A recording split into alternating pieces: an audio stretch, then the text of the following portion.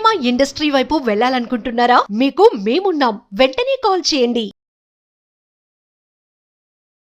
Hi hello నమస్తే welcome back to Suman TV. ప్రస్తుతం మనతో పాటు ఉన్నారు family counsellor, motivational speaker and public speaker Rajani Ramma గారు. నమస్తే మ్యామ్. నమస్తే నవీన. మేము స్టార్టింగ్ నుంచి మనం అనుకుంటున్నాం ఏదైతే ఇన్సిడెంట్ జరిగిందో సెమినార్ హాల్లో వెంటనే రెనోవేషన్ స్టార్ట్ చేయడం, రెస్ట్ రూమ్ రెనోవేషన్. ఇప్పుడు ఏంటంటే సెమినార్ హాల్లో ఉన్నటువంటి ఆ రెస్ట్ రూమ్ ఏదైతే ఉందో అక్కడ కొన్ని కీలక ఆధారాలు దొరికాయి. ఏం దొరికాయి అక్కడ? అసలు ఆ రెస్ట్ రూమ్ ఎందుకు రెనోవేషన్ చేయడం జరిగింది అసలు? అది మనం ఒక వీడియోలో చెప్పుకున్నాం. ఒక జూనియర్ డాక్టర్ లాగా వచ్చాడు ఒక రూమ్లోకి. అంటే రూమ్ అంటే పేషెంట్స్ ఉండే రూమ్లోకి. అక్కడ ఒక నర్సు కూడా ఉందని అతను హడావుడిగా వచ్చాడు. అక్కడికి వచ్చి ఒంటి మీద బ్లడ్ మార్కలు ఉన్నాయి. ఉన్నప్పుడు ఏంటి ఎందుకు ఇలా ఉన్నాయని వీళ్ళు అడిగినట్టు, అసలు మిమ్మల్ని ఇంతకుముందు నేను ఎక్కడ చూడలేదే అని కూడా అడిగింది ఆ నర్స్ అని మనం చెప్పుకున్నాం. అయితే పిఎస్ఆర్బి టెస్ట్ చేయడానికి వచ్చాను నేను అని చెప్పి అక్కడ ఫ్రిడ్జ్ ఉంటే ఫ్రిడ్జ్ ఓపెన్ చేసి ఏదో వెతుకుతున్నాడు. ఫ్రిడ్జ్లో ఏం వెతుకుతున్నారు అని అన్నప్పుడు ఈ ప్లాస్మాకి సంబంధించిన పిఎస్ఆర్బి టెస్ట్ ఒకటి చేయాలి ఆ పేషెంట్కి అని చెప్పి అక్కడ ఏదో కొంచెం డ్రామా ఆడేసి మళ్ళీ అక్కడ నుంచి పైన సెమినార్ రూమ్ పక్కన ఉన్నటువంటి బాత్రూంలోకి వెళ్ళాడని. అంటే ఇక్కడ వాష్రూమ్ అనమాట. వెళ్ళి అక్కడ అతను హ్యాండ్ వాష్ చేసుకోవటమే కానీ స్నానం కూడా చేశాడట. స్నానం కూడా చేశాడని చెప్పి వాళ్ళు ఒకళ్ళు చూసిన వాళ్ళు చెప్పారు. ఈ నర్సు కూడా కొంచెం అబ్జర్వ్ చేసింది. అయితే మరి అక్కడ ఇంకా కూడా ఈ సెమినార్ రూమ్లో ఆ అభయ ఎవరైతే ఉందో ఆ అమ్మాయిని అక్కడ అత్యాచారం చేసినట్టు, హత్య చేసినట్టు మనకి అనుకున్నాం, వార్తలు వింటున్నాం. అయితే ఆ అమ్మాయి అక్కడ ప్రతిఘటించడంతో అరుపులు వినిపిస్తాయేమో అని చెప్పి. ఎందుకనంటే మనం దీన్ని కూడా చెప్పుకున్నాం ఇంతకుముందు వీడియోలో. ఆ ఏరియా అనేది చాలా పిన్ డ్రాప్ సైలెంట్గా ఉంటుంది, దట్ టు నైట్ టైం. అది కూడా మిడ్ నైట్. దాదాపు పేషెంట్స్ అందరూ నిద్రపోతూ ఉంటారు. ఈ డ్యూటీ నర్సులు కూడా కొంచెం కునుకు తీస్తారు ఆ సమయంలో, టైర్డ్ అవుతారు. ఎవరన్నా బజర్ మనకి మోగిస్తే ఆ సౌండ్కి లేచి వెళ్ళి సర్వీస్ చేసి వచ్చి మళ్ళీ కొంచెం కునుకు తీసే సమయం అది. అంటే దాని అర్థం ఏంటంటే పిన్ డ్రాప్ సైలెంట్గా ఉంటుంది హాస్పిటల్ అంతా కూడా.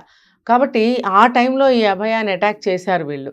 చేసినప్పుడు ఏ చిన్న సౌండ్ అయినా సరే అట్లీస్ట్ ఆ కింద ఉన్న ఫ్లోర్ ఏదైతే ఉందో అక్కడికి పైన సౌండ్లు వినపడవా? ఈ మన ఈ రూఫ్కి ఏదైనా దబ్ దబ్ దబ్ సౌండ్లు వస్తాయి, కింద ఉన్న వాళ్ళకి సౌండ్లు వస్తాయి కదా, ఇవన్నీ కూడా తెలుస్తాయి కింద ఉన్న వాళ్ళకి ఏ రకంగానైనా కూడా.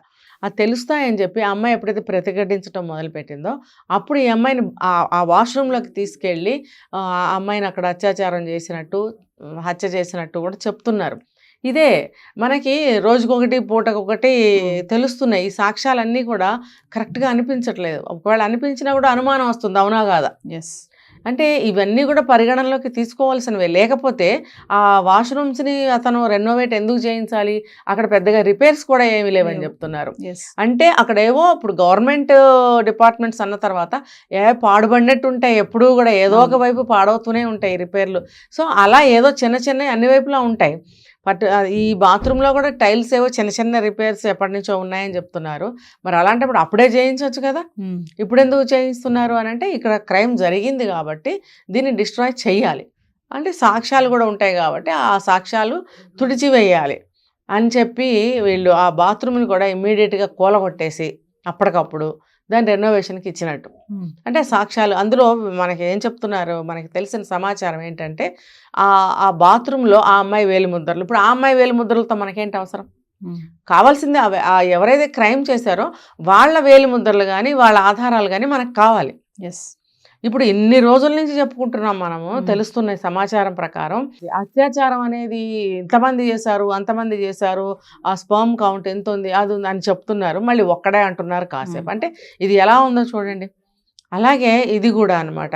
ఇప్పుడు ఆ అమ్మాయి వేలిముద్రలు కూడా దొరికాయి అని అంటున్నారు. ఇవన్నీ కాదు, మనకి ఏ ఆధారాలు దొరికినప్పటికీ కూడా ఇవన్నీ మనకి ఇన్వెస్టిగేషన్లో హెల్ప్ అవ్వగలగాలి.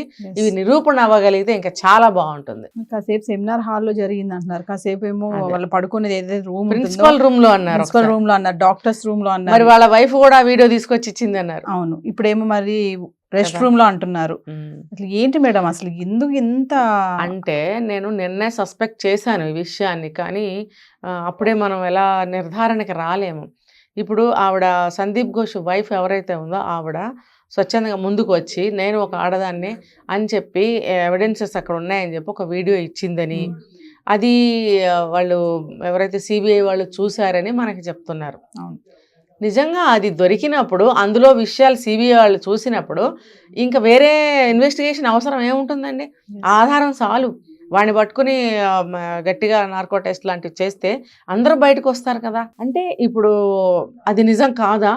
ఆవిడ సంగీత ఘోష్ ఆ వీడియో ఇవ్వటం అబద్ధమా? ఇది కూడా సందీప్ ఘోష్ ప్లాన్లో నాటకంలో ఒక భాగమా? భార్యని నాటకీయంగా పంపించి ఈ ఎవిడెన్స్ ఏమన్నా ఇప్పించాడా? అదే ఇది ఎవిడెన్స్ అని చెప్పి పక్కద్రోవ పట్టించాడా చేయడానికి? ఇవన్నీ కూడా నేను ఇందాక చెప్పాను, ఇంత పెద్ద క్రైమ్ చేసినప్పుడు ఎంతమందో సపోర్టర్స్ ఉంటారు దీనికి. ఇది అతిపెద్ద భారీ స్కామ్ కదా ఇది. ఇందులో పకడ్బందీగా అందరి సలహాలు తీసుకుని ఎటువైపు నుంచి మనం అటాక్ వస్తే దాని నుంచి ఎలా తప్పించుకోవాలని అన్ని ముందుగానే ప్లాన్ చేసుకున్నారు. ఇప్పుడు ఇది ఇంత దూరం వస్తే కనుక మనం ఏం చేయాలి అని అంటే భార్యతోటి చెప్పిస్తే నమ్ముతారుగా. ఇప్పుడు మన సినిమాల్లో చూపిస్తారు చూడండి, వాడు ఎవరినైతే ఇష్టపడతాడో తల్లిలో ప్రేమికురాలో కొడుకో వాళ్ళని తీసుకెళ్ళి కిడ్నాప్ చేస్తారు చూడండి. అలాగా భార్యతో సాక్ష్యం ఇప్పిస్తే నమ్మేస్తారు అని భార్యతో చెప్పిస్తే నమ్మేస్తారు అని అనుకుంటే ఇప్పుడు ఆ వీడియోలో నిజాలు ఉన్నాయనుకోండి, అది నిజమే అవుతుంది కదా. అంటే ఇప్పుడు మనందరం ఎలా అయిపోయిందంటే నిజం అబద్ధం అనే డైలమాలో పడిపోయే పరిస్థితులు వచ్చేసినాయి అసలు. అదే అందుకనే సుప్రీం కోర్టు వాళ్ళు 17వ తారీఖులో ఫ్రెష్ నివేదిక మనకి అదంతా మనకు సమర్పించండి అని చెప్పారు. అందుకనే ఇవన్నీ కూడా ఇంకా లాగదీసే కంటే వాళ్ళు ఏదో ఒక కంక్లూజన్కి వస్తే బాగుంటుంది సిబిఐ వాళ్ళు. అంటే రెస్ట్ రూమ్ రెనోవేషన్ చేయమన్నారు కాబట్టి ఇప్పుడు ఇది బాత్రూంలో జరిగింది అని మనం అనుకుంటున్నాం. ఇది ఒక పెద్ద అనుమానం. ఎందుకంటే ఆ జూనియర్ డాక్టర్ అని చెప్పుకుంటూ వచ్చిన వాడు అతన్ని ఆ నర్సు ఎప్పుడు చూడలేదని చెప్తుంది. ఇప్పుడు నర్సులు అనేవాళ్ళు ప్రతి డాక్టర్ వెనకాల ఒకళ్ళిద్దరు నర్సులు ప్రతి వార్డుకి ప్రతి రూమ్కి వెళ్తారు. ఇప్పుడు జూనియర్ డాక్టర్ అయినా సరే ఆయనకు ఒక టీం ఉంటుంది, డైరెక్ట్గా వెళ్ళడు. ఒక ఎండి డాక్టర్ ఉన్నాడు, ఒక ఇద్దరు జూనియర్ డాక్టర్స్ ఉంటారు, ఒక సిస్టర్ ఉంటుంది, మరి బీపీ అది చూడడానికి మొత్తం 4 టీం ప్రతి రూమ్కి వెళ్తారు. వాళ్ళు వార్డుని చూడటానికి వెళ్ళినప్పుడు రౌండ్స్కి వెళ్ళినప్పుడు ఈ టీం ఉంటుంది, ఆ టీం వెళ్తారు వీళ్ళు. సో ఎవ్రీ డాక్టరు నర్సుకి తెలిసి ఉంటుంది. ఎందుకు ఈ డ్యూటీలో ఈ డాక్టర్తో ఉంటుంది, ఇంకొక డ్యూటీలో ఇంకో డాక్టర్తో, అలా ప్రతి డాక్టర్ పరిచయం ఉంటుంది నర్సుకి. మరి మిమ్మల్ని నేను ఎప్పుడు చూడలేదని ఆవిడ ఎలా చెప్పింది అంటే అతను డాక్టర్ కాదా, డాక్టర్ కాని వాళ్ళు కూడా ఇందులో ఇన్వాల్వ్మెంట్ ఉందని మనం తెలుసుకున్నాం. ఒక్కొక్కరు కూడా మెల్లగా బయటకు వస్తున్నారు మేడం. జరిగిన నెల అవుతుంది కదా, స్వీపర్ అని, నర్స్ అని, ఇంకొక డాక్టర్ అని చెప్పి. అడిగిన వాడు ఎవడండి? మరి వాళ్ళని పట్టుకోరా? ఇప్పుడు క్లీన్ చేయించాడు ఆఫీస్ రూమ్ అని చెప్పారు ప్రిన్సిపాల్. క్లీన్ చేసిన వాళ్ళు ఎవరు? తనే చేసుకున్నాడా? మరి క్లీన్ చేసిన వాళ్ళని పట్టుకుంటే ఏం అర్థం కాదా? అట్లీస్ట్ ఏం జరిగిందో తెలియకపోయినా అక్కడ కనిపించిన సీన్ గురించి అయినా చెప్పగలుగుతాడు కదా. స్వీపర్ అన్నాడు, కడిగిన వాళ్ళు అంత పెద్ద ఆఫీస్ రూమ్ కడగాలంటే 2-3 మనుషులు రావాలి ఖచ్చితంగా. ఇప్పుడు ఎక్కడ అంత పెద్ద నేరం ఆ రూమ్ లో జరిగింది అని అంటున్నారు అన్నప్పుడు ఇంత చిన్న బ్లడ్ చుక్కైనా ఎక్కడైనా చింది ఏ గోడ మీద మనకు సాక్ష్యం దొరకదా? మరి అది దొరకలేదు ఎందుకు?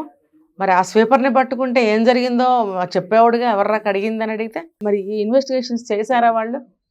మరి మనకు ఆ విషయాలన్నీ బయటకు రాలేదు. ఇన్ని ఉన్నాయి కాబట్టి ఆధారాల కొరత ఉందని చెప్పి సుప్రీం సీరియస్ అయింది. 17 తారీఖులో మళ్ళీ నివేదిక నాకు స్పష్టంగా కావాలని చెప్పి సిబిఐ అయితే గట్టిగా వార్నింగ్ అయితే ఇవ్వడం అయితే జరిగింది మేడం.